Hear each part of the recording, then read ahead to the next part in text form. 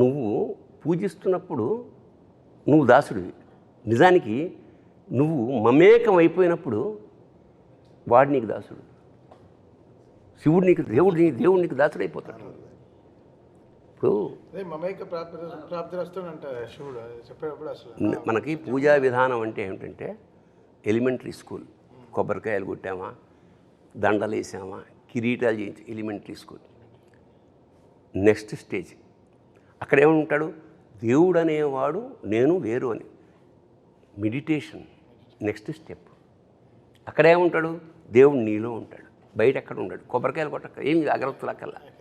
తర్వాత third stage ఇది, becoming Shiva, becoming God అనేది ఈ సినిమాలో ఆ ట్రాన్స్ఫర్మేషన్.